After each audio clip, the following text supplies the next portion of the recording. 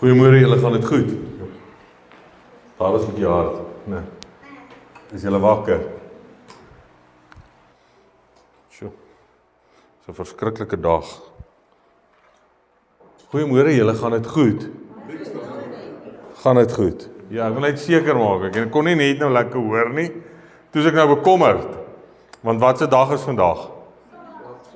Sabbat en wat se dag nog? Valentynsdag, toe dog ek, hier's nou niemand hier wat 'n stukkie rooi chocolate of 'n rooi blommetjie of 'n ding gekry het nie. Sien niemand nie. Julle is liefdeloos, hoor. Liefdeloos. Hoor.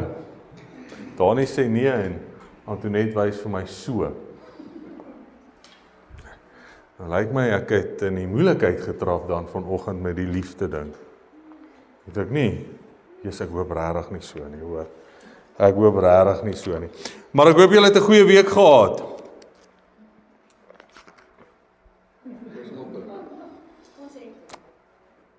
Om een of ander rede kan ek julle nie hoor as ek my oë ondertoe is.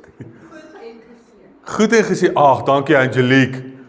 Jy weet, jy is my favorite girl in hierdie hele gehoor, naas my vrou en my dogter. Okay, ja. Wonderlik om jou hier te hê saam met ons vandag, Angelique. Maar voordat ons begin wil ek net vir julle sê, ek is verskriklik jammer as hierdie die einde van ons vriendskap is na vandag. Regtig baie jammer as dit is. Maar ek sien hierdie week 'n preek van 'n baie ou oom. En hy vra die vraag en hy sê, wanneer 'n prediker preek, moet jy jouself afvra, het hy die woord van God gepreek, of het hy uit die woord van God gepreek? Want daar's 'n verskil. Hy sê die woord verduidelik vir ons, dat die woord is 'n tweesnydende swaard. Hy verduidelik vir ons, die woord is ook 'n vuur. En die woord beskryf homself ook as 'n hamer. So hy vra homself die vraag af. As hy die woord van God gepreek het die hamer dan mense stikkend gebreek.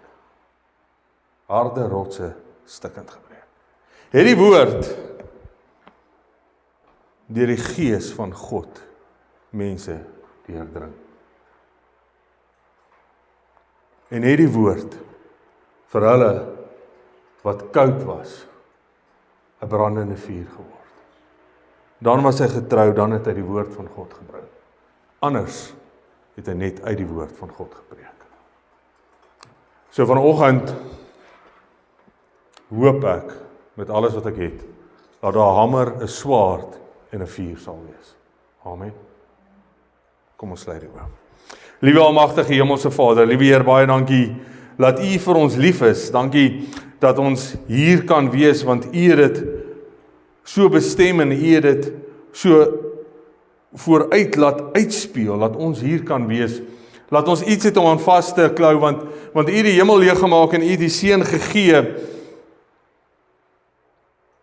om vir ons sondes te sterwe, en daarom kan ons vandag hier wees, en ons kan U naam loof, en ons kan hooplik U aanneem, en U ons God maak, en U sal dan sê, dit is my volk, in wie ek welbehae het. Liewe Here, en soos ons vanoggend gehoor het, help ons om U ons rolmodel te maak, sodat ons soos U sal wees. En dit is dan die doel vanoggend, van hierdie boodskap is, dat ons soos U sal wees. Vergewe ons, liewe Heer, daar waar ons al lou is, daar waar U ons uit U mond uit wil spuug, want ons is nie warm nie en ons is nie koud nie. U wil help ons om ons oë gefokus te hou op U, is my gebed in Jesus naam alleen. Amen. So vanoggend kyk ons na die tweede engelboodskap van wat se boodskap? Van die 3 engele boodskap. So sê gou vir my, wie bring die 3 engele boodskap? En dan natuurlik van self die tweede engelboodskap. Op wie lê die verantwoordelikheid? Op ons. Dani wys so. Die mense onder die grond, of wat is dit? Hierso, okay. So ons verantwoordelikheid is om die 3 engel boodskap aan die wêreld te bring. Ek wil nie vra om die Bybels oop te maak by Openbaring 14 vers 8, alhoewel ons verskriklik baie gaan lees vandag oor die feit dat ek ontsteld was in die laaste 2 weke. So julle is nou my klankbord oor my ontsteltenis. Ek is jammer, maar dit is wat dit is. Okay, alright. Openbaring 14 vers 8. Wat is daar die eerste woorde wat ons daar lees?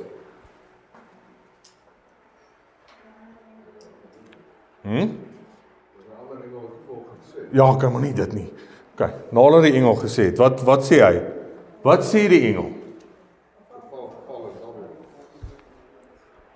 Nou is my vraag, wie van julle het al hierdie vers gelees in die Bybel? Wie het al hierdie vers raak gelees? Dalk meer as 100 keer in julle lewe? Okay, so wat bring Babylon tot 'n val? Voordat ons by Babylon kom, wat bring Babylon tot 'n val?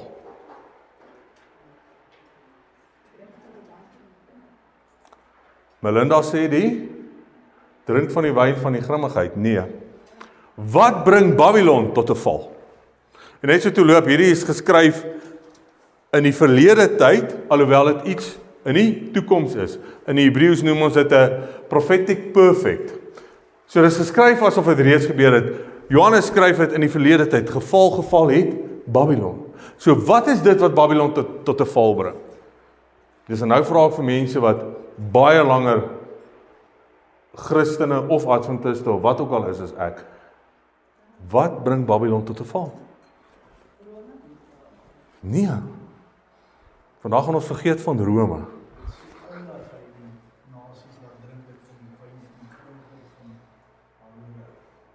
So jy's in dieselfde bootjie as Melinda. Die drink van die grimmigheid van die hoedery.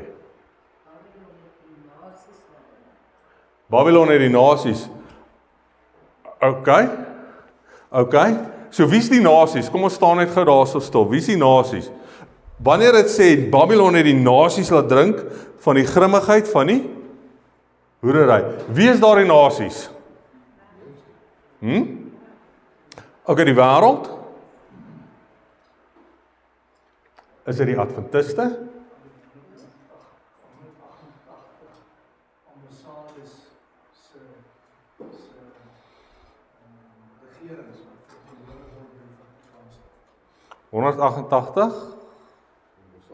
Ambassadeurs. Jan? Hy sê geval. Is dit nie? Hy word nou gesien vir wat hy is. Hy word nou gesien vir wat hy is? Ja, maar wat bring hom tot daardie val? Sover wil ek vir julle sê die antwoorde is skokkend verkeerd.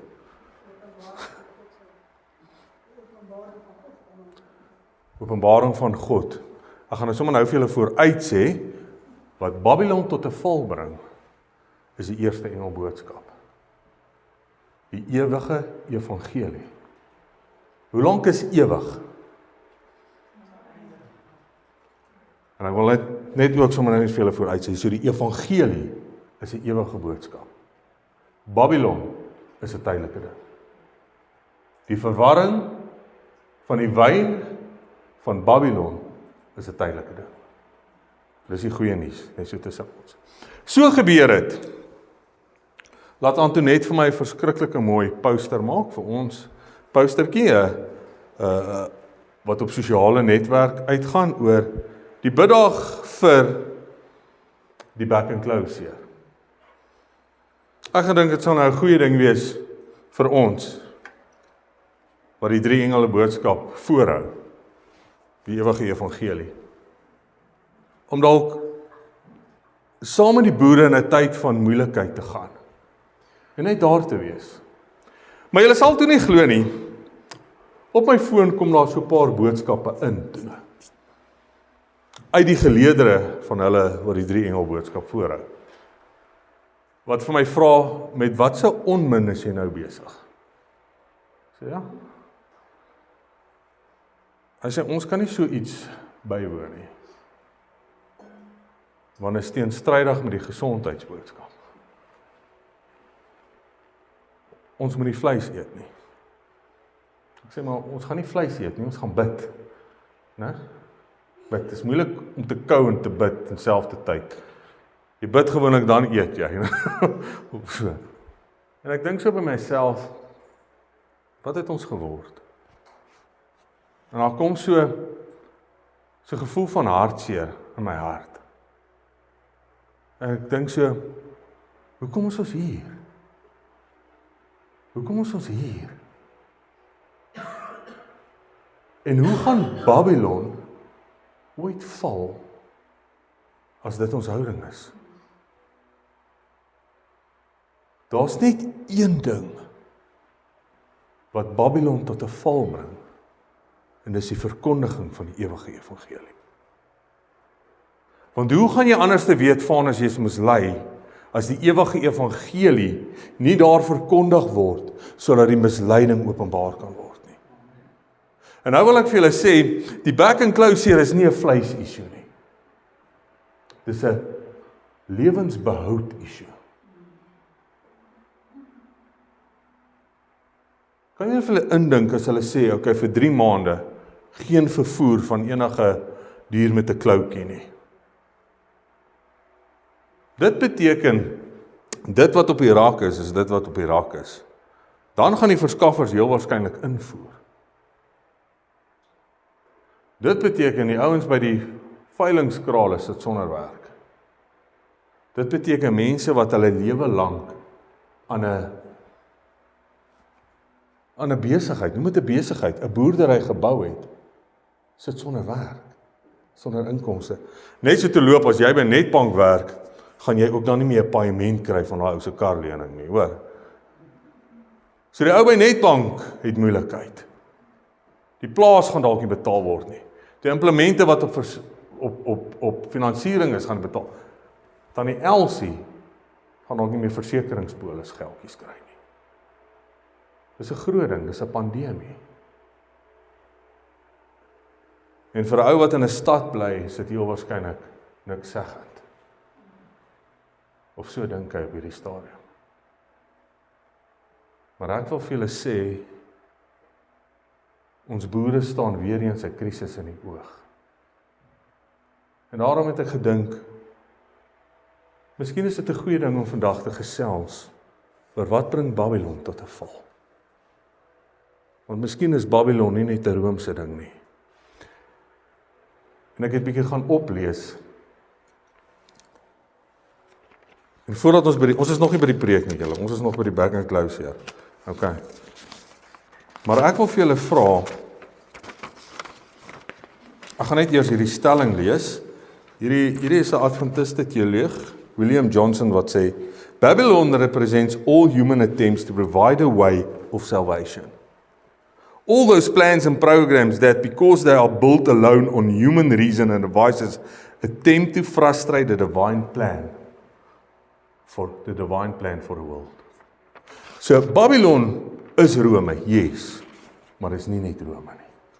Dis enigiets wat in die pad staan van die plan van die Allerhoogste, die plan van verlossing. So wat dink julle was die historiese Romeinse sisteem se val gewees? Wat het Rome in 1798 laat val? Wat het hom daardie, wat lyk soos 'n dodelike wond, wat later sou genees, wat was aanduiding tot daardie geval? En hierdie is baie belangrik, want ons moet seker maak dat ons nie deel is van daardie selfde kenmerke nie. So wat dink julle? En ek vra vandag, ek preek nie, ek wil gesels, ek wil met julle gesels, dat ons dink hieroor en kan besef, waaroor gaan die tweede engelboodskap? Een versie in die Bybel. So wat was dit wat Rome tot 'n val gebring het? Arrogansie, yes, ja. Ek gaan vir julle 'n paar kenmerke lees as ek kan. Die kerk se sosiale en ekonomiese mag en hou vas wat hulle gehad het oor die mense. Immorele val van die mense wat in beheer was. Wat mense duur laat betaal vir hulle sondes, maar selfs is hulle immoreel korrup finansiële uitbuiting, die beheer van land, eiendom en rykdom, sentrale doktrinale beheer en politiese inmenging. Daai alles het 'n teologiese revolusie in die 16de eeu laat begin, die groot protestantse reformatie. Maar in 1798 kom daartoe iets anders na voorskyn, die intellektualiteit van die mensdom, met die Franse revolusie, die era van verligting en sekularisme kom tot sy stand. So die katholieke kerk het toe twee bene, teologiese opstand van binne en van buite sekularisme, wat sê ons het nie meer die kerk nodig nie. Geliefdes, en nou wil ek vir julle sê, dit is die dilemma wat ons loop as 'n gemeente, as 'n organisasie. Dat die dinge en hoe ons dinge doen en interpreteer, ons in die gevaar stel, laat ons kinders gaan opstaan en sê, weet jy wat, ek kan vir myself dink, hier wil ek nie wees nie. Hier wil ek nie wees nie. Maar daar kan ook 'n opstaan van binne kom en sê, maar dit kan nie so wees nie. Ons mag nie so wees nie. Ons het 'n hoë roeping. Ons het die eerste engelboodskap, die ewige evangelie wat verkondig moet word. En ek en jy moet net seker maak in onsself dat ons nie aan daardie kenmerke voldoen nie, maar dat ons eerder die ewige evangelie sal verkondig. En waar begin dit? Waar begin hierdie ewige evangelie? Mense, ek het julle getart vanoggend met die Valentynsdag ding, né? Dit is uittartend geweest. En dit maak my hartseer dat ons weet vandag is Valentynsdag, ons weet 25 Desember is Kersdag, maar ons weet niks van die feeste in die Bybel nie, en daarom kan ons dit nie verstaan nie. Daarom kan ons die Bybel nie ten volle verstaan nie.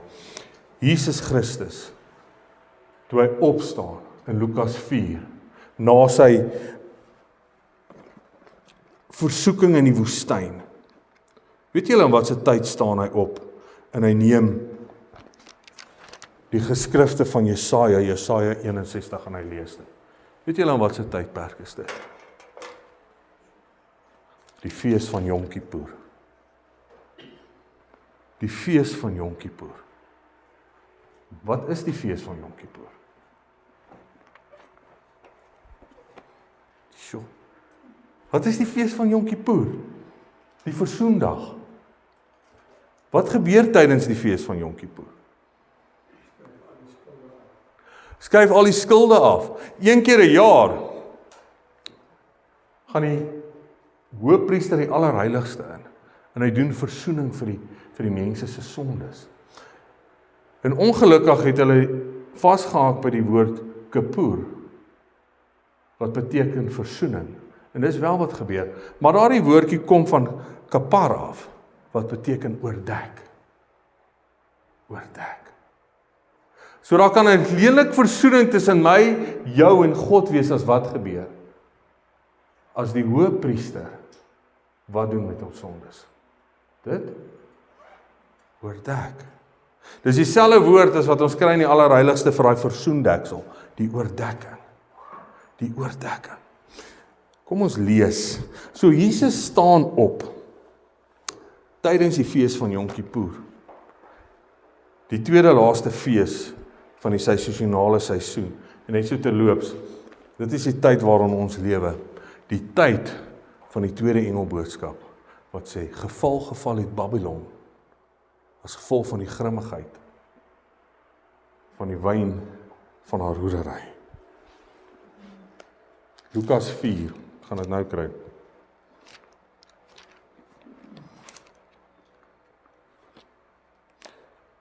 En Jesus het in die krag van die Gees na Galilea teruggekeer en daar die gerig aangaande om deur die hele omtrek gegaan en hy het hulle in die sinagoges geleer en is deur almal daar geprys. Toe kom hy in Nasaret waar hy opgevoed was en soos hy gewoond was, gaan hy op die Sabbatdag in die sinagoge en staan op om te lees. Wat se tyd is hierdie? Die tyd van die fees van Yom Kippur. Kom nou, sê vir my, Yom Kippur. Dis 'n groot fees, né? En Jesus lees die volgende, die boek van Jesaja word aan hom gegee. En lo and behold, hy maak oop by Jesaja 61, soos wat ons het vandag ken, per toeval. Glad nie. En Jesaja 61 gaan juis oor die versoensproses. En hy lees, die Gees van die Here is op my, omdat hy my gesalf het om die evangelie aan die armes te bring.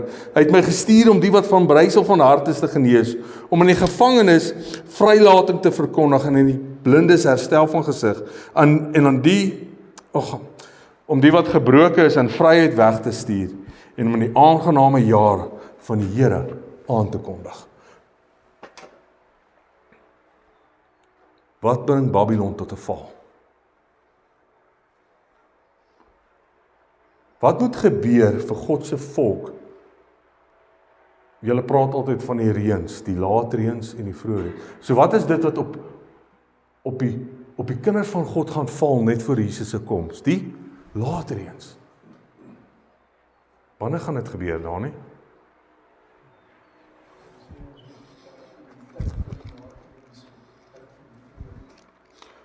Ons moet tyd van die laatreëns.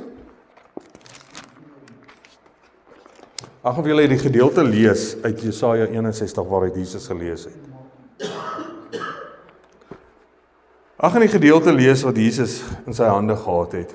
En die Gees van die Here is op my.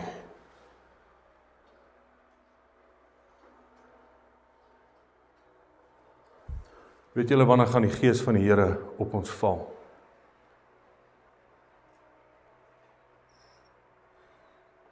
Wanneer ons onsself sien in die plek staan dat Babylon kan val.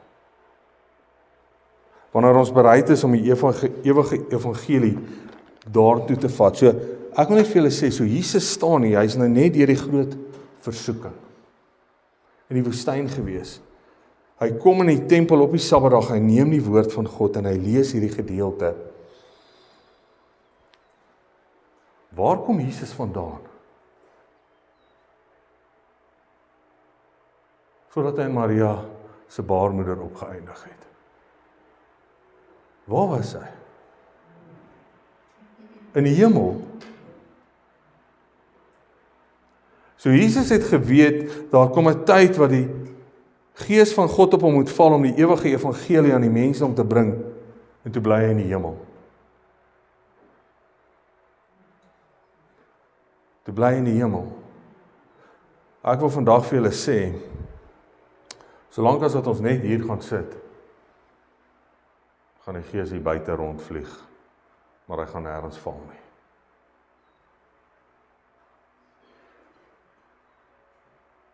Waar is Babylon? Waar is Babylon? Daar buite. Daar buite. Hoe gaan ons daar kom? Miskien wanneer ons high en mighty en fancy geestelike hoogmoedigheid uittrek. En maar ons dienskneg kleed van 'n skaapwagter aantrek. In die harde, emosionele, aftakelende woestynondervinding inloop. Otto, waar daar nie altyd 'n botteltjie water vir ons op die stootskraper is nie. Waar ons dors kry. Waar ons swaar kry. Maar weet julle, as ons onsself plaas waar swaar kry is, plaas ons onsself tussen die ander mense wat swaar kry. Amen. Jesaja 61, die Gees van die Here is op my, omdat die Here my gesalf het, afgesonder het. Nou sê hulle vir my, die 3 engel boodskap is ons boodskap. Dit beteken God het hierdie kerk gesalf, afgesonder tot die verkondiging van hierdie 3 engel boodskap. Om te bring aan die ootmoediges, mense wat God soek, en miskien is hierdie die kerk se probleem, miskien is hierdie Werner van Wyk se probleem, want ek is nie ootmoedig nie. Weet julle wat is ootmoedig? Nederig, afhanklik, erken jou afhanklikheid van God. Miskien is dit die rede hoekom ons eerder 'n inenting sal vat, of die jab sal vat, as wat ons na die Here toe gaan. Die kerk sal eerder homself in 'n posisie sit, of die individu in die kerk, waar die mensdom hom kan red. Waar hy sy geloof en sy vertroue in die mensdom kom. Jesus sê nee, hy het gekom, die Gees van die Here is op hom, om daardie mense wat sê, ek soek die Here. Ek wil die Here vertrou, die oogmoedig is, aan hulle die blye boodskap te bring. Hy het my gestuur om die te verbind wat gebrokenis van hart is.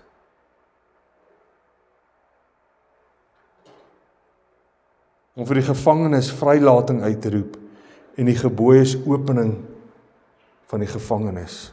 Om uit te roep 'n jaar van welbehae van die Here en 'n dag van wraak van ons God, om al die treurendes te troos.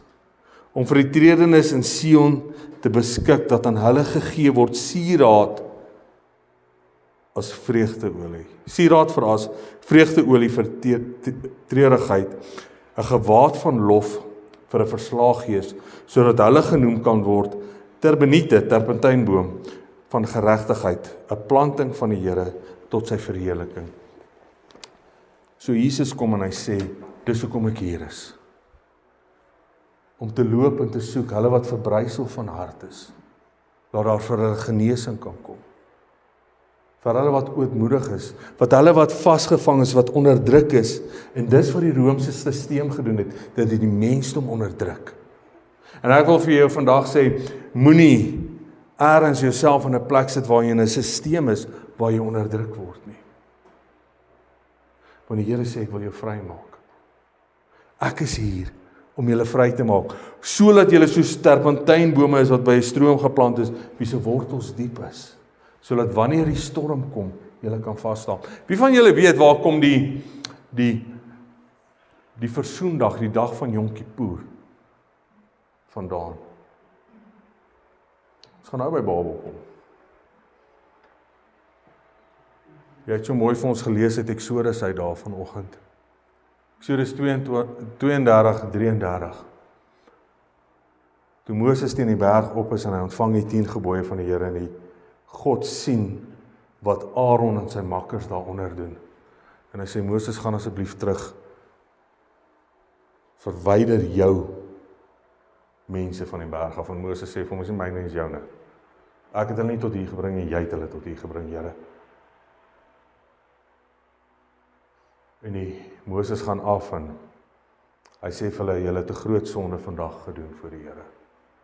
Deur afgodsbeelde te maak en hulle te aanbid. Kom ons lees dit, Eksodus 33.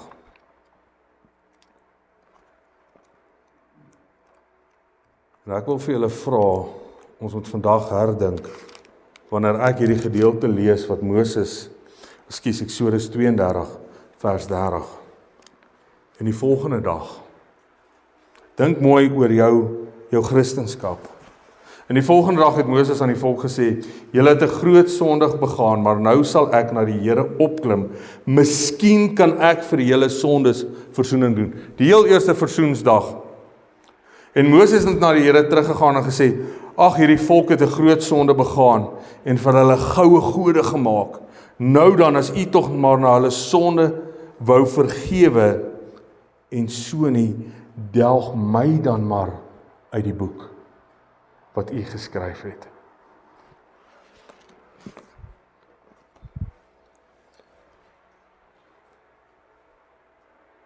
So daar's moeilikheid. Die ouens maak droog vanus. Big time, né?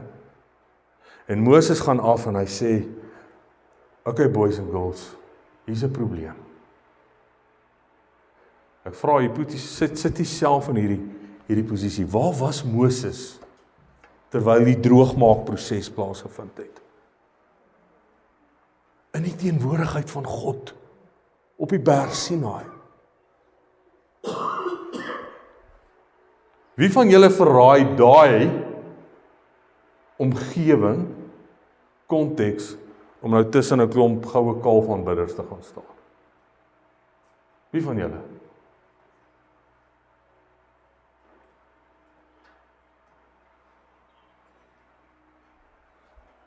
Waar was Jesus Christus toe daar droog gemaak was?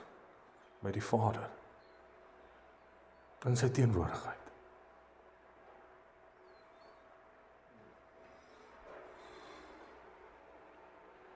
Ek is nie anders as julle nie. Ek ruil nie sommer my bergondervinding in die teenwoordigheid van God om saam met klomp droogmakers hieronder te wees nie. En miskien is dit wat fout is. Miskien is dit hoekom die val van Babylon nog in die toekoms lê. Maar Moses het 'n hart van God. Noem dit 'n hart van Christus. En hy gaan af en hy pleit by die volk en hy probeer hulle oortuig dat hulle groot sonde nou gepleeg het. En hy los dit al. Hy loop weg. Hy sê nee, boys and girls. Ek sê julle wat? Ek gaan my bes doen om te kyk of ek versoening vir julle en my by God kan doen. Skielik staan hy nie meer apaties van die droogmaak van hulle sonde nie. Ja, hy sê skielik vir hulle, ek is hier saam met julle. Dis okay. En hy gaan na die Here toe en hy sê, Here, as jy dit in die hart kan vind, vergewe asseblief. Mag daar versoening, Yom Kippur, tussen jou en hulle wees vandag. Maar as dit so is nie, moenie hulle name verwyder nie, vat myne. Jo.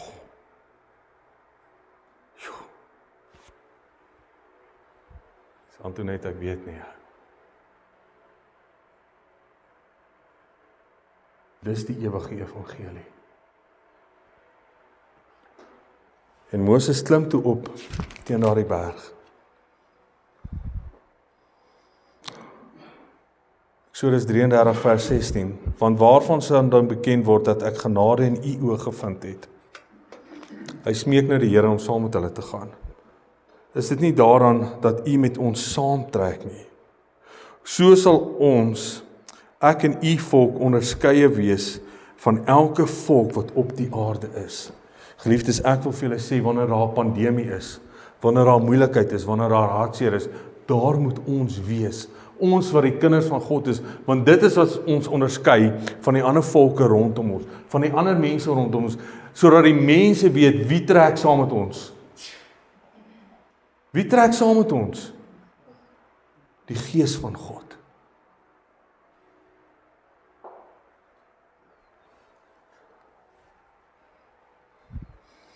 Vers 17, toe sê die Here aan Moses, ook hierdie versoek wat jy uitgespreek het, daaraan sal ek voldoen, want jy het genade gevind in my oë, en ek ken jou by die naam. Daarom vra hy, laat my tog u heerlikheid sien. Maar hy antwoord, ek sal al my majesteit laat jy wil laat verbygaan, en voor jou die naam van die Here uitroep, maar ek sal genadig wees, vir wie ek genadig wees, en my ontferm, oor wie ek my wil ontferm. En julle ken die verhaal. Dis een van die mooiste verhale. En Moses klim op teen die berg en hy sê, Here, ek wil nou u heerlikheid sien. En wat sê die Here vir hom, wat gaan gebeur? Daar's 'n skeur in die rots. Jy gaan daar ingaan. Want jy kan nie my heerlikheid sien en bly lewe nie. So dis 34 vers 8. En die Here het neergedaal in die wolk en daar by hom gaan staan. En hy het die naam van die Here uitgeroep, en toe die Here by hom verbygaan, het hy geroep, Here, Here, barmhartige en genadige God, lankmoedig en groot van goedertierenheid en trou, want die goedertierenheid bewaar vir duisende wat ongeregtigheid en oortreding sonde vergewe, maar nooit ongestraf laat bly nie. En die ongeregtigheid van die vaders besoek aan die kinders en aan die kindskinders tot in die 3de en die 4de geslag.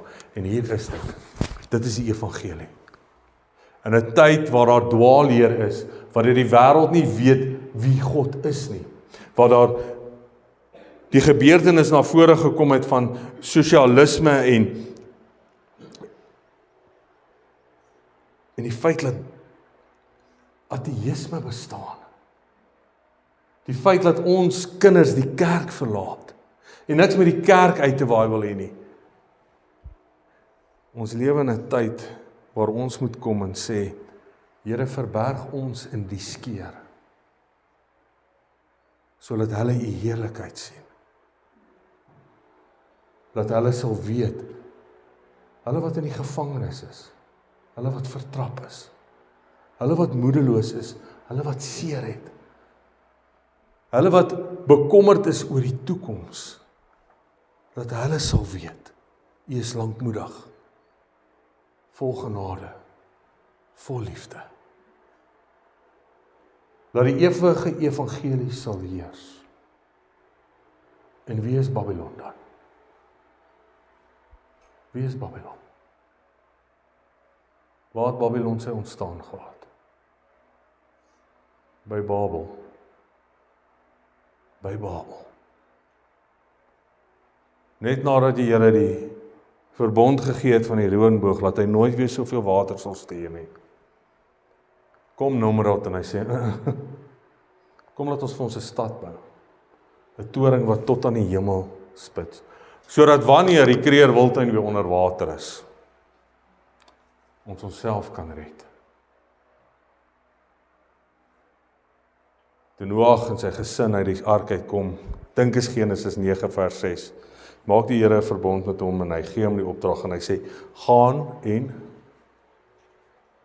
vermeerder en vul die aarde. In Genesis 11 kom Nimrod en hy sê, kom ons bou van ons 'n stad, sodat ons nie die aarde hoef te vul nie. Sodat ons nie die aarde hoef te vul nie. So Babylon sê, die Here gee vir ons opdragte en insettinge en verorderinge, maar ons gaan nie die aarde vul met sy heerlikheid nie. Ons gaan vir ons 'n stad bou, waar ons onsself kan red, tot ons heerlikheid. Die Here sê vandag vir julle, nee, gaan. Gaan en gemaak disippels van al die nasies. Doop hulle in die naam van die Vader, die Seun en die Heilige Gees. En leer hulle om alles te onderhou wat ek julle geleer het. En net hier in die einde van tyd, kom en hy sê, geval het Babylon. Want die grimmigheid waarvan sy julle laat drink het, is nou openbaar. Maar ek wil vir julle vanoggend sê, net een ding openbaar dit. Die verkondiging van die ewige evangelie. So waar gaan ons hulle kry, Jan? Waar gaan ons hulle kry? Wie van julle wil kan opstaan en sê, die Gees van die Here is op my? Ek gaan my verstout om te sê, dit gaan nie hier gebeur nie. Nie terwyl ons hier sit nie. Het gaan net nie, klaar. Nou tyd kom wat ons kleertjies moet uittrek en sê ek worry nie of jy katholiek is en of jy baptist is of jy ateïs is of jy is nie. Maar weet jy wat, ek is hier. Want die Gees van die Here is saam met my hier. Want hy het my gesalf om jou stukkende plekkies en stukkies op te tel. Ek het iets wat ek ontvang het, wat ek met jou wil deel. En daar gaan heling kom vir mense. En die wêreld gaan wees wie God is. Amen. Liewe Heer, baie dankie vir die liefde en die genade. Vader, ons sien uit na daardie dag, wanneer ons saam kan ontmoet by daardie strome. Maar liewe Heer, as ons nie 'n hart van God het nie, as ons nie 'n hart het wat brandend is vir U, 'n hart wat deur U hamer verbrysel is, sodat dit 'n hart van vlees kan word. En as U spies ons sy nie deursteek het, en ons deurboor het, daardie tweesnydende swaard nie,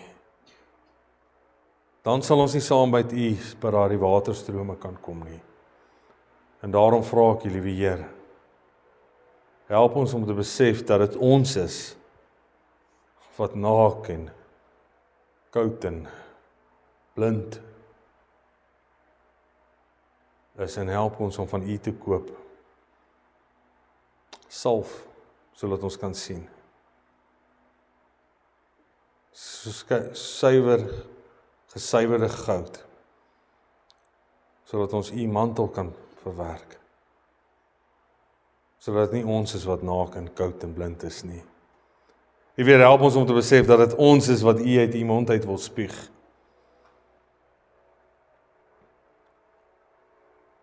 Maar liewe Heer, help ons ook om te besef dat U ons wil in staat stel om te kan sê, geval het Babylon, omdat sy die nasies laat drink het van die wyn, van die grimmigheid van haar leuns. U weer help ons om die waarheid te wees vir U. Gaan met ons waar ons hier vandag. Bring vir ons vrede in ons lewens, Gods vrede, maar bring ook vir ons geleenthede, wat ons sal kan beweeg, sodat U Gees op ons kan wees, sodat ons ook die evangelie aan armes, siekes, ootmoediges, verbrysel van hardes, en die wat vasgevang is, in watse omstandighede, dat ons dit aan hulle kan verkondig, sodat U karakter daardeur kan seëvier. Dis my gebed in Jesus naam alleen. Amen.